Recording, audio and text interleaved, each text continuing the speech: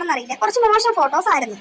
ആ സിനിമാ നടനെ നമുക്ക് എല്ലാവർക്കും അറിയാവുന്നതാണ്. എന്തായാലും ഈ ലിസ്റ്റിൽ ആ സിനിമാ നടന്റെ പേരില്ല. അപ്പോൾ സാധാരണക്കാരനെയും ഇവർ ഉപദ്രവിച്ചുകൊണ്ടിരിക്കുവാണ്. അല്ലാതെ സിനിമാക്കാർ മാത്രമല്ല, ഇവരുടെ ആയിട്ട് സഹകരിച്ചിട്ടുള്ളവരെ മാത്രമല്ല, ഇവരെ കണ്ടുപരിചയം പോലും ഇല്ലാത്തവർക്കും ഇവരൊരു ഉപദ്രവമാണ്. ഹായ്, നമസ്കാരം. അപ്പൊ ഞാൻ കഴിഞ്ഞ വീഡിയോയിൽ പറഞ്ഞിരുന്നു, നിവിൻ പോളിക്കെതിരെ ആരോപണം ഉന്നയിച്ചിരുന്ന ആ ഒരു പെൺകുട്ടിക്ക് ഉടനെ തന്നെ പണി കിട്ടാനുള്ള എല്ലാ സാധ്യതയും ഉണ്ട്. കാരണം ആ കേസ് ഒരുവിധം അവസാന ഘട്ടത്തിലേക്ക് മുന്നോട്ട് പോയിക്കൊണ്ടിരിക്കുകയാണ്. അവരുടെ അന്വേഷണവും ചോദ്യം ചെയ്യലും കാര്യങ്ങളും എല്ലാം കഴിഞ്ഞിട്ടുണ്ട്. ഉടനെ തന്നെ അതിന്റെ തീരുമാനം ഉണ്ടാകുന്നതാണ്. അപ്പോൾ ആ പെൺകുട്ടിയുടെ കാര്യം പറഞ്ഞതുപോലെ തന്നെയാണ് ഈ ഒരു ചേച്ചിയുടെ കാര്യം. ചേച്ചി എന്നൊന്നും പറയാൻ പറ്റത്തില്ല, അമ്മച്ചിയുടെ കാര്യം കൂടെ പറയാനുള്ളത്.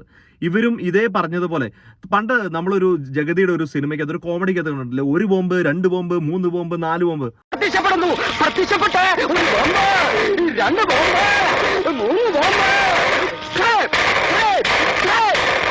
ആ ഒരു ടൈപ്പ് സാധനമാണ്. ആദ്യം തന്നെ വന്നിച്ച് പറഞ്ഞു, ജയസൂര്യ എന്നെ ബാത്റൂമിൽ പോകാൻ നേരം പുറകിൽ നിന്ന് പിടിച്ചു. ഇതേ രീതിയിൽ പരാതി പറഞ്ഞ മറ്റൊരു സ്ത്രീ ഉണ്ടായിരുന്നു. അവരെ ഇപ്പൊ കാണാൻ പോലും ഇല്ല, എവിടെയാണെന്ന് പോലും അറിയത്തില്ല. ഇവരും അതേ രീതിയിൽ തന്നെ പറഞ്ഞു. ജയസൂര്യയായി, അതിനുശേഷം മുകേഷായി, അതിനുശേഷം ബാലേന്ദ്രൻ മേനോൻ ഇല്ലായിരുന്നു. ഈ അവസാന ഘട്ടത്തിലേക്ക് വന്നപ്പോഴാണ് ബാലേന്ദ്രൻ മേനോൻ വന്നത്. ഇടവേള ബാബു വന്നു, മണിയമ്പിള്ള രാജു വന്നു, പിന്നെ ഒരുപാട് പേര്, എന്താ പറയുന്നത്, മറ്റേ ട്രെയിനിന്റെ ബോഗി അടിക്കിയ പോലെ ആളുകളുടെ പേരുകൾ പറഞ്ഞുകൊണ്ടിരിക്കുന്നത്. ഏറ്റവും അവസാനത്തെ കണ്ണിയായിട്ടാണ് ഇപ്പോൾ ബാലേന്ദ്ര മേനോന്റെ കാര്യം പറഞ്ഞത്. അതിന്റെ കൂട്ടത്തിൽ തന്നെ അവർ പറഞ്ഞിരുന്ന കാര്യം, അവരുടെ അടുത്ത് 60ഓളം പെൺകുട്ടികളുണ്ട്, പീഡനം അനുഭവിച്ച പെൺകുട്ടികളുണ്ട്. അവർ ഒരു വാക്ക് പറഞ്ഞു കഴിഞ്ഞാൽ പോലീസിന്റെ മുന്നിലേക്ക് എത്താനായിട്ട് റെഡി ആയിട്ട് നിൽക്കുന്ന 60ഓളം പെൺകുട്ടികളുണ്ട്, അങ്ങനെ ഇങ്ങനെയാന്നൊക്കെ പറഞ്ഞു. ആ സമയമാണ് അവർക്കിട്ടൊരു അട്ടറ് പണിയുമായിട്ട് അവരുടെ ഫാമിലിയിൽ തന്നെയുള്ള ഒരു പെൺകുട്ടി വന്നത്. എനിക്ക് പ്രായപൂർത്തിയാകുന്നതിന് മുമ്പ് എന്നെ കൊണ്ടുപോയി വേറൊരുത്തന് കൊണ്ട് തിന്നാനായിട്ട് കൊടുത്ത് അതുവഴി ഇവർ കുറച്ച് ഉണ്ടാക്കാനായിട്ട് ശ്രമിച്ചിരുന്നു എന്ന് പറഞ്ഞുകൊണ്ട് ഒരു പെൺകുട്ടി കടന്നു വന്നായിരുന്നു. അന്ന് തൊട്ടാണ് ഇവർക്ക് പണി കിട്ടി തുടങ്ങിയത്. ആ ഒരു ആരോപണം വന്ന അതേ സമയത്ത് തന്നെ ഇവരെന്ത് ചെയ്തു, ആ പെൺകുട്ടിയുടെ ഫോട്ടോ അടക്കം ഇവരുടെ പ്രൊഫൈലിൽ വെച്ചുകൊണ്ട് ഇവരൊരു പോസ്റ്റ് ഒക്കെ ചെയ്തിരുന്നു. ഞാൻ ഈ മീനു മുനീർ എന്ന് പറയുന്ന സ്ത്രീയെ കുറിച്ച് ആകെ 2 വീഡിയോ ചെയ്തിട്ടുള്ളൂ. ആദ്യത്തെ വീഡിയോ ചെയ്തപ്പോഴേ ഞാൻ പറഞ്ഞു, ഞാൻ ഈ ഫേസ്ബുക്ക് ഒക്കെ തുടങ്ങിയ സമയത്ത്, അതായത് കുറച്ച് വർഷങ്ങൾക്ക് മുമ്പ് തൊട്ട് ഞാൻ മീനു കുര്യൻ എന്ന് പറയുന്ന ഒരു, മീനു മുനീർ ഒക്കെ ഇപ്പോഴായതാണ്. മീനു കുര്യൻ എന്ന് പറയുന്ന ഒരു പേജ് ഞാൻ കണ്ടിട്ടുണ്ട് നേരത്തെ. അതിനകത്ത് അവരിടുന്ന ഓരോ പോസ്റ്റുകളും ശ്രദ്ധിച്ചിരുന്ന ഞാനാണ്. അത് എനിക്ക് അറിയാം. ആ ഒരു പോസ്റ്റുകൾ കാണുമ്പോൾ ഇവർ ഏത് രീതിയിലുള്ള ആളാണെന്ന് ആ ഒരു പോസ്റ്റുകളിൽ നിന്ന് തന്നെ മനസ്സിലാക്കിയ ആളാണ്. അപ്പോൾ അതെല്ലാം ശേഷം ഇപ്പൊ അവര് കുറെ വർഷങ്ങളായിട്ട് സിനിമയിൽ അവിടെ നടക്കുന്നു ഇവിടെ നടക്കുന്നു, ഏതൊക്കെയോ സിനിമകളിൽ വളരെ ചെറിയ വേഷങ്ങളിലൂടെ കടന്നുപോയി. അവര് സിനിമയിൽ അഭിനയിക്കണം എന്നുള്ള വളരെ വലിയ മോഹവുമായിട്ട് നടന്നത്. കാശിന് വേണ്ടിയാണെന്ന് 100% ഉറപ്പാണ്. ഈ അഭിനയ മോഹം കയറിയിട്ടൊന്നുമല്ല, കാശ് കിട്ടാനുള്ള ഒരു മാർഗമായിട്ടാണ് ഇവർ സിനിമയെ കണ്ടത് എന്ന് എനിക്ക് 100% ഉറപ്പാണ്. ഇതേ ഈ അമ്മച്ചി തന്നെയാണ് ചാനലിന്റെ മുന്നിൽ വന്നിരുന്ന വെച്ച് പറഞ്ഞത്, സാധാരണ ഇങ്ങനെ ഒരു പരാതി ഉന്നയിക്കുന്ന ഈ ഹേമ കമ്മീഷൻ റിപ്പോർട്ടിന്റെ മുന്നിൽ പോലും പരാതി പറഞ്ഞിരിക്കുന്ന നമ്മുടെ അഭിനേതാക്കളായിട്ടുള്ള സ്ത്രീകൾ പറഞ്ഞത്, ഞങ്ങളുടെ ഫോട്ടോ അല്ലെങ്കിൽ ഞങ്ങളുടെ ഒരു പ്രൈവസി ഞങ്ങൾ ആഗ്രഹിക്കുന്നത് കൊണ്ട് ഞങ്ങളുടെ ഫോട്ടോയും കാര്യങ്ങളും വെളിയിലേക്ക് വിടാൻ താല്പര്യമില്ല, അതുകൊണ്ടാണ് ഞങ്ങൾ ഈ ക്യാമറയുടെ മുന്നിലേക്ക് വരാത്തത്, പരാതി കൊടുക്കാത്തത് എന്നാണ് ഹേമ കമ്മിറ്റി റിപ്പോർട്ട് ഇതിനകത്ത് പറഞ്ഞിട്ടുള്ളത്.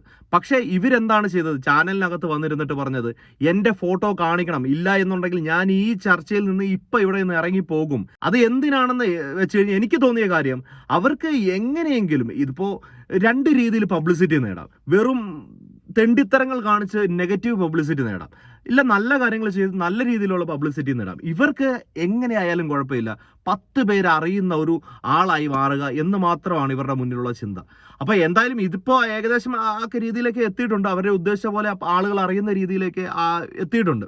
ഇപ്പൊ ഞാൻ നിങ്ങളുടെ മുന്നിലേക്ക് എത്തിക്കാൻ വരുന്നത് ഈ പറയുന്ന മീനു മുനീറിനിട്ടുള്ള അടുത്ത പണികളാണ്. പക്ഷെ അതിനു മുമ്പ് ഇവരുടെ ഒരു വീഡിയോ ഞാൻ കാണിച്ചു തരാം. ഇത് കുറച്ച് വർഷങ്ങൾക്ക് മുമ്പ് ഞാൻ കണ്ടിട്ടുള്ള ഒരു വീഡിയോ ആണ്. ഇത് ഇവർ താമസിക്കുന്ന ഒരു ഫ്ലാറ്റ് സമുച്ചയത്തിലാണ് ഇവർ താമസിക്കുന്നത്. ആ ഫ്ലാറ്റിന്റെ മുന്നിൽ കിടന്നിട്ട് മറ്റൊരു സ്ത്രീയുമായിട്ടുണ്ടാക്കിയ ഒരു വാക്കേറ്റ, അത് എന്തിന്റെ കാരണം കൊണ്ടാണെന്നൊന്നും അറിയത്തില്ല. അപ്പൊ അവർ വീഡിയോ എടുത്തപ്പോൾ കാണിച്ച ഒരു കോലാഹലമാണ് കണ്ടത്. അതിപ്പോ ഞാൻ കാണിച്ചു എന്ന് മാത്രമേ ഉള്ളൂ.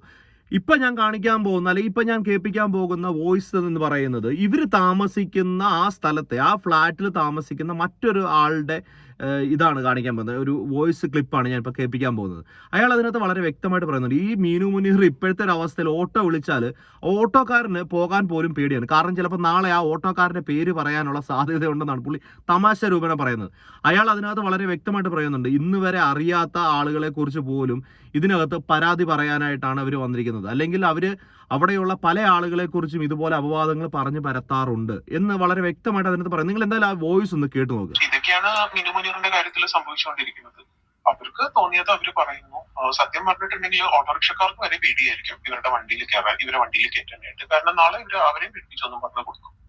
അവര് വളരെ തോന്നിവാസിയായിട്ട് ജീവിക്കുന്ന ഒരു സ്ത്രീയാണ്. ആരെയും ഒരു ബഹുമാനവും ഇല്ലാതെ, നാട്ടുകാരെയാണെങ്കിലും നൈബേഴ്സ് ആണെങ്കിലും ആരെയും ഒരു ബഹുമാനവും ഇല്ലാതെ, നമ്മൾ ഈ നാട്ടുകാരെ സംബന്ധിച്ച് ഇപ്പൊ ഇതൊരു ബുദ്ധിമുട്ടായിട്ടിരിക്കുകയാണ്. നമ്മൾക്ക് ഈ നാട്ടുകാർക്ക് സത്യം പറഞ്ഞിട്ടുണ്ടെങ്കിൽ ഇതൊരു ബുദ്ധിമുട്ട് തന്നെയാണ്. കാരണം ആ ഫ്ലാറ്റിലേക്കുള്ള വഴിയിൽ എപ്പോ നോക്കിയാലും മീഡിയ പേഴ്സൺസും മീഡിയ ക്യാമറാസും പോലീസും ബഹളമൊക്കെ ആയിട്ട് സത്യത്തില് ഞങ്ങൾ ഈ നൈബർഹുഡിലുള്ള ആൾക്കാരുടെ സ്വസ്ഥമായ ജീവിതം ഈ സ്ത്രീ തകർത്തേക്കുകയാണ്. അപ്പോ സാധാരണക്കാരനെയും ഇവര് ഉപദ്രവിച്ചുകൊണ്ടിരിക്കുവാണ്. അല്ലാതെ സിനിമാക്കാര് മാത്രമല്ല, ഇവരുടെ ആയിട്ട് സഹകരിച്ചിട്ടുള്ളവരെ മാത്രമല്ല, ഇവരെ കണ്ടുപരിചയം പോലും ഇല്ലാത്തവർക്കും ഇവരൊരു ഉപദ്രവമാണ്. എന്തായാലും ആ വോയിസ് കുറേ ഉണ്ട്. ഞാൻ അതിനകത്ത് കുറച്ച് ഭാഗങ്ങൾ മാത്രമേ നിങ്ങളെ കേൾപ്പിക്കുന്നു. പക്ഷേ പ്രധാനമായിട്ട് നിങ്ങളെ കേൾപ്പിക്കേണ്ട മറ്റൊരു വോയിസ് റെക്കോർഡുണ്ട്. അതാണ് നിങ്ങളെ കേൾപ്പിക്കേണ്ടത്. അതുകൊണ്ടാണ് ഈ വോയിസ് ഒക്കെ ഇത്രയും ചുരുക്കി നിങ്ങളെ കാണിക്കുന്നത്. നമുക്ക് എന്തായാലും പ്രധാനപ്പെട്ട ഒരു പെൺകുട്ടി ഇപ്പോൾ ഈ കഴിഞ്ഞ ദിവസം ഒരു വോയിസ് റെക്കോർഡ് പുറത്തു വന്നിട്ടുണ്ട്. അതിനകത്ത് വളരെ കൃത്യമായിട്ട് പറയുന്നുണ്ട്. ഈ വോയിസ് പറയുന്ന പെൺകുട്ടിയുടെ കൂട്ടുകാരിക്ക് നേരിടേണ്ടി വന്ന ഒരു അവസ്ഥയെക്കുറിച്ചിട്ടാണ് അതിനകത്ത് പറയുന്നത്. നിങ്ങൾ അതൊന്ന് കേട്ടു നോക്കുക. അപ്പോൾ എന്തായാലും ഉടനെ തന്നെ ഈ പറയുന്ന മീനു ചേച്ചി അങ്ങ് ജയിലിൽ കയറി കിടക്കാനുള്ള എല്ലാ വഴിയും കണ്ടുവച്ചിട്ടുണ്ട്. ഈ വോയിസ് നിങ്ങൾ കേട്ട് കഴിഞ്ഞാൽ കറക്റ്റ് ആയിട്ട് ക്ലിയർ ആയിട്ട് അത് മനസ്സിലാവും. ഇങ്ങനെ ഒരു വീഡിയോ ഇടണോ വേണ്ടോ എന്ന് ഞാൻ കുറെ ആലോചിച്ചതിന് ശേഷമാണ് ഞാൻ ഇങ്ങനെ ഒരു വീഡിയോ ഇടുന്നത് തന്നെ. കാരണം ഇവരെ എനിക്ക് നല്ലപോലെ അറിയാം. മീനു മുനീർ ഇപ്പൊ സമൂഹ മാധ്യമങ്ങളിൽ ഏറ്റവും കൂടുതൽ വൈറലായിരിക്കുന്ന ഒരു വ്യക്തിയാണ്. അപ്പം ഇവർ ഒരുപാട് നടന്മാരെ കുറിച്ചും കാര്യങ്ങളൊക്കെ പറയുന്നുണ്ട്. അപ്പം എനിക്ക് തോന്നിയൊരു കാര്യം എന്താണെന്ന് വെച്ച് കഴിഞ്ഞാല്, എനിക്ക് ഇവരെ അറിയാം. മീനു മുനീറിനെ ഞാൻ നേരിട്ട് കണ്ടിട്ടുമുണ്ട്, പരിചയപ്പെട്ടിട്ടുമുണ്ട്. പിന്നത്തെ കാര്യം എന്ന് പറഞ്ഞാൽ ഞാനൊരു കാര്യം ഒരു സംഭവത്തിൽ പഠിക്കാൻ പോയി. ഇവരും അവിടെ ഉണ്ടായിരുന്നു. ഞങ്ങൾ പരിചയപ്പെട്ടു. ഞങ്ങള് സുഹൃത്തുക്കൾ എന്ന് പറഞ്ഞാൽ അങ്ങനെ വലിയ സുഹൃത്തുക്കളും കാര്യങ്ങളൊന്നും ആയിട്ടില്ല, പരിചയപ്പെട്ടിട്ടുണ്ട്. അങ്ങനെ എൻ്റെ ഒരു സുഹൃത്ത്, ഒരു പെൺ സുഹൃത്ത്, എൻ്റെ ഒരു കൂട്ടുകാരി ഇവരും നല്ല കൂട്ടായിരുന്നു. ഇവരെന്ത് ചെയ്തെന്ന് വെച്ച് കഴിഞ്ഞാൽ, പുറം രാജ്യങ്ങളിൽ ഒരുപാട് പ്രോഗ്രാംസ് ഉണ്ട്, അതിന് വരണം എന്നൊക്കെ പറഞ്ഞ് എൻ്റെ കൂട്ടുകാരിയെ പ്രലോഭിപ്പിക്കുകയും അവിടെ ഒരുപാട് പ്രോഗ്രാംസ് ഉണ്ട്, പോകുന്ന ചെലവും കാര്യങ്ങളൊന്നും നോക്കണ്ട, ഒരുപാടധികം പൈസകൾ തരാം, അങ്ങനെയാണ് ഇങ്ങനെയാണ്, ഒരുപാട് നമുക്ക് ചിന്തിക്കാൻ കഴിയുന്നതിനപ്പുറത്തെ വാഗ്ദാനങ്ങൾ ഇവർ നൽകുകയും. അപ്പം എൻ്റെ കൂട്ടുകാരി അത്രയും ദൂരം ആയതുകൊണ്ട് തന്നെ 10-15 ദിവസം പ്രോഗ്രാംസ് ഉണ്ടെന്ന് പറഞ്ഞാണ് ഇവർ കൊണ്ടുപോകാമെന്ന് പറയുന്നത്. 10-15 ദിവസം പ്രോഗ്രാംസ് ഉണ്ട്, വരണം എന്നൊക്കെയാണ് ഇവർ പറയുന്നത്. അപ്പം എൻ്റെ കൂട്ടുകാരി പറഞ്ഞു അത്രയും ദിവസമൊക്കെ വീട്ടിൽ നിന്ന് മാറി നിൽക്കാൻ വീട്ടുകാർ വീടില്ലാന്ന് പറഞ്ഞു. ഇവർ ഭയങ്കരമായിട്ട് മോട്ടിവേഷൻ ചെയ്യും. അത്രയും അവിടെയൊക്കെ വന്നു കഴിഞ്ഞാൽ എന്തോരം ലക്ഷം ആൾക്കാരുള്ളതാണ്, എന്തോരം ലക്ഷങ്ങൾ കിട്ടുന്ന പ്രോഗ്രാംസ് ആണ്, അങ്ങനെയാണ് ഇങ്ങനെയാണെന്നൊക്കെ പറഞ്ഞാൽ ഭയങ്കരമായിട്ട് ഇവർ കൊണ്ടുപോകാൻ വേണ്ടി ശ്രമിച്ചു. അത് മാത്രമല്ല, അതിന്റെ കൂടെ തന്നെ ഇവർ നിരന്തരം രാത്രികളെ വിളിച്ചുകൊണ്ടിരിക്കുകയൊക്കെ ചെയ്തു. നിരന്തരം രാത്രി വിളിക്കുക, പ്രോഗ്രാംസ് കൊണ്ട് വരുന്നില്ല, എന്തായി, തീരുമാനം എന്തായി, ഇങ്ങനെ ചോദിച്ച് നമ്മളെ വിളിച്ചുകൊണ്ടിരിക്കുക. അങ്ങനെ എൻ്റെ കൂട്ടുകാരിയെ ഡെയിലി വിളിച്ചു.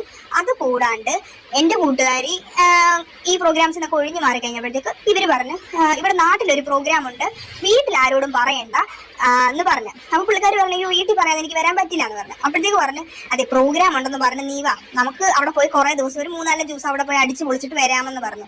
അതായത് കാര്യം മനസ്സിലായി, 3-5 ദിവസം പ്രോഗ്രാം ഉണ്ടെന്ന് പറഞ്ഞ് വീട്ടിൽ നിന്ന് ഇറങ്ങണം. അതായത് ശരിക്കും അവിടെ പ്രോഗ്രാം ഇല്ല, അവിടെ അടിച്ചു പൊളിക്കാൻ വേണ്ടി പോവാണ്. അത് വീട്ടിൽ പറയാൻ പാടില്ല, വീട്ടുകാരോട് പ്രോഗ്രാം ഉണ്ടെന്ന് തന്നെ പറയണം എന്ന് ഇവര് പറഞ്ഞ് ഇവരോട് ഇത് പറഞ്ഞു. അപ്പൊ പറഞ്ഞു, ആ കുട്ടി പറഞ്ഞു എനിക്ക് വീട്ടിൽ പറയാതെ വരാൻ പറ്റില്ല എന്ന് പറഞ്ഞു. അപ്പം ഇവർക്ക് എന്തായി, ദേഷ്യമായപ്പോ ഇവര് അതുകൂടാതെ തന്നെ ഇവര് രാത്രികളിൽ എന്ത് ചെയ്തു എന്ന് വെച്ച് കഴിഞ്ഞാല്, ഒരു ദിവസം രാത്രി ഈ കുട്ടിയോട് ഇങ്ങനത്തെ കാര്യങ്ങൾ വിളിച്ചുകൊണ്ടിരിക്കുമ്പം ഈ മീനു മുനീറിനെ ഏതോ ഒരു നടൻ വിളിച്ചു എന്ന് പറയുന്നുണ്ട്. ഒരു നടൻ വിളിച്ചു, ആ നടന്റെ പേര് പറയാൻ പറ്റില്ല, ഒരു നടൻ വിളിച്ചു എന്ന് പറഞ്ഞു. എന്നിട്ട് വീഡിയോ കോൾ ആയിരുന്നു പറഞ്ഞ് ഇവർ ഫോൺ കട്ട് ചെയ്തിട്ട് പോയി. അങ്ങനെ ഇവർ കുറെ നേരം വീഡിയോ കോൾ ചെയ്തതിന് ശേഷം ആ നടനുമായിട്ടുള്ള കുറെ സ്ക്രീൻഷോട്ടും കാര്യങ്ങളും ഈ എൻ്റെ കൂട്ടുകാരുടെ മൊബൈലിലേക്ക് അയച്ചു കൊടുത്തു. എനിക്ക് നടന്മാരെയൊക്കെ പരിചയമുണ്ട്, അങ്ങനെയാണ് ഇങ്ങനെയാണ്, നടന്മാരെയൊക്കെ എനിക്ക് നല്ലപോലെ അറിയാം എന്നുള്ള രീതിയിൽ നടനെ വീഡിയോ കോൾ ചെയ്യുന്ന പറഞ്ഞാൽ അതിന്റെ സ്ക്രീൻഷോട്ടൊക്കെ ഇട്ട് കൊടുത്തു. അപ്പൊ ഈ കൂട്ടുകാർ നോക്കുമ്പോൾ ഇവരുടെ ഡ്രസ്സുകൾ വളരെ മോശമായിരുന്നു. അതായത് നമുക്ക് ചിന്തിക്കാൻ കഴിയുന്നതിനും അപ്പുറമായിരുന്നു. ഇനി അവർ ക്രോപ്പ് ചെയ്യാൻ മറന്നാണോ എന്താണെന്ന് അറിയില്ല, കുറച്ച് മോശം ഫോട്ടോസ് ആയിരുന്നു. ആ സിനിമാ നടനെ നമുക്ക് എല്ലാവർക്കും അറിയാവുന്നതാണ്. എന്തായാലും ഈ ലിസ്റ്റിൽ ആ സിനിമാ നടന്റെ പേരില്ല, അതെനിക്ക് നല്ല ഉറപ്പാണ്. ഞാൻ ആ ലിസ്റ്റുകൾ നോക്കിയായിരുന്നു. നമ്മൾ ഇപ്പം നടന്മാരുടെ പേര് കൊടുത്തിരിക്കുന്ന ആ ലിസ്റ്റിലില്ല. കൂടാണ്ട് തന്നെ വേറൊരു സംഭവം എന്ന് പറഞ്ഞു കഴിഞ്ഞാല്, ഇവർ ചെയ്തിട്ടുള്ള കാര്യം എന്ന് പറഞ്ഞു കഴിഞ്ഞാൽ, ഇവരുടെ വഴിക്ക് ചെന്നില്ലല്ലോ എൻ്റെ കൂട്ടുകാരി. അപ്പൊ ഇവർ ചെയ്ത പരിപാടി എന്ന് പറഞ്ഞു കഴിഞ്ഞാൽ, ഈ കൂട്ടുകാരി ഏതൊക്കെ മേഖലയിൽ പ്രവർത്തിക്കുന്നുണ്ടോ ആ മേഖലയിലുള്ള ആൾക്കാരോട് മുഴുവൻ ഇവരെന്തോ ചെയ്ത് ഈ കൂട്ടുകാരിയെ തമ്മി തല്ലിക്കാൻ തുടങ്ങി. ഈ കൂട്ടുകാരി പോയിരുന്ന സ്ഥലങ്ങള്, ഈ പുള്ളിക്കാരിക്ക് അറിയാവുന്ന ആൾക്കാർ, അവരിൽ നിന്നല്ല ഈ കൂട്ടുകാരിയുടെ കുറ്റം പറഞ്ഞ് ഇവരെന്ത് ചെയ്ത് തമ്മി തല്ലിപ്പിച്ചു. അതുകൂടാണ്ട് ഈ പുള്ളിക്കാരി എന്ത് ചെയ്തു, ഇവരുടെ സ്വഭാവം ശരിയല്ലെന്ന് പറഞ്ഞപ്പോൾ ആ കൂട്ടങ്ങ് നിർത്തി.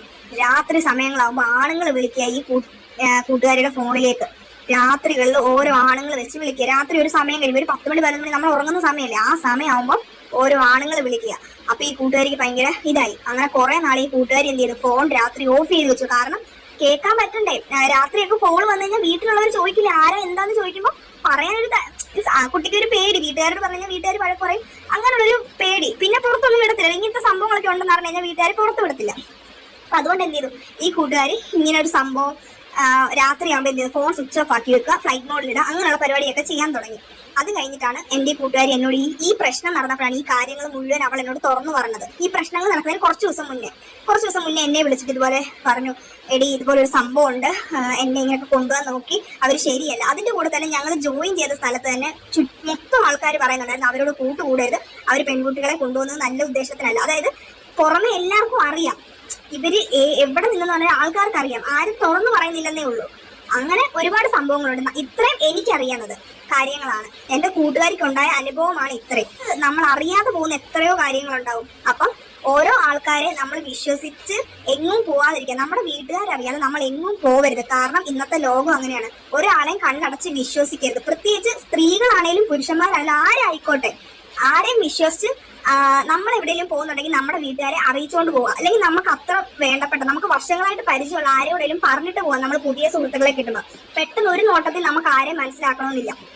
ഇവര് അങ്ങനൊരു സംഭവം ഉണ്ടായി. അപ്പം ഈ ഒരു കാര്യം പുറത്ത് സമൂഹങ്ങളെ അറിയിക്കണം എന്നെനിക്ക് തോന്നി. കാരണം ഞാനും ഒരു പെൺകുട്ടിയാണ്. നാളെ ഇങ്ങനെയുള്ള ഒരുപാട് പ്രശ്നങ്ങൾ മറ്റുള്ള പെൺകുട്ടികൾക്ക് നേരിടരുത്. എന്റെ കൂട്ടുകാർക്ക് ഇത് കാരണം മാനസികമായിട്ട് ഒരുപാട് ബുദ്ധിമുട്ടുണ്ടായി. കാരണം രാത്രികളിൽ ആണുങ്ങൾ ഫോണിലേക്ക് വിളിക്കുക, അങ്ങനെയൊക്കെയുള്ള കാര്യങ്ങൾ ഉണ്ടാകും. എന്റെ കൂട്ടുകാരി മാനസികമായിട്ട് ഒരുപാട് തളർന്നു. അവൾ എന്നോട് ഈ കാര്യങ്ങൾ പറഞ്ഞതിന് ശേഷമാണ് അവൾക്ക് കുറച്ച് സമാധാനം കിട്ടിയത്. അപ്പം ഇത് എല്ലാവരെയും അറിയിക്കണം എന്ന് ഞാൻ വിചാരിച്ചു. ഇത് ചെറിയതായി തോന്നുന്ന കുറെ പേർക്കെങ്കിലും തോന്നി ഇത് ചെറിയൊരു കാര്യമാണ്. പക്ഷെ എന്നെ സംബന്ധിച്ചിടത്തോളം ഇത് വലിയൊരു കാര്യമായിട്ട് എനിക്ക് തോന്നി. ഇത് എങ്ങനെ എനിക്ക് പറയണമെന്ന് അറിയില്ലായിരുന്നു. ഇങ്ങനെ ഒരു യൂട്യൂബ് ചാനൽ തുടങ്ങിയത് തന്നെ ഈ ഒരു കാര്യം നിങ്ങളെയൊക്കെ അറിയിക്കാൻ വേണ്ടി മാത്രമാണ്.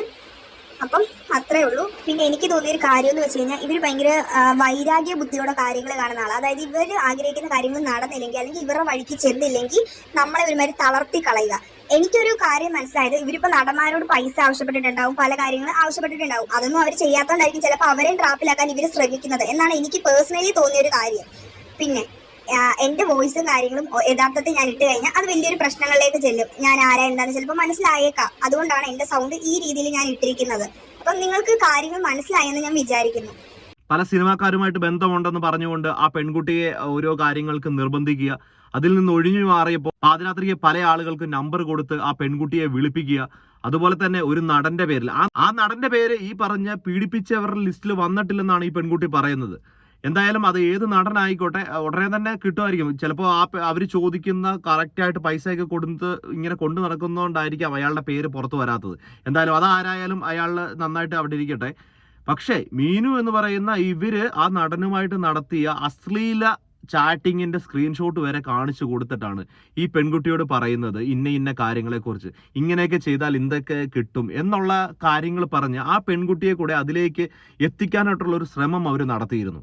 എന്തായാലും ഈ പറയുന്ന കാര്യങ്ങളും തെളിവുകളും എല്ലാം വെച്ചിട്ട് ഉടനെ തന്നെ മീനു ചേച്ചി മറ്റൊരു വോയിസ് ക്ലിപ്പും കൂടെ എൻ്റെ കയ്യിലുണ്ട്. ഞാൻ അടുത്ത വീഡിയോ ആയിട്ട് അത് ചെയ്യാം. അത് ഈ പറയുന്ന പോലെ പീഡന പരാതികളൊന്നുമല്ല, ഒരു വിസ തട്ടിപ്പുമായിട്ട് ബന്ധപ്പെട്ട് ദുബൈയിലെ കോൺസുലേറ്റിൽ നിന്നിട്ടുള്ള ഒരു വോയിസ് ക്ലിപ്പാണ് വന്നിരിക്കുന്നത്.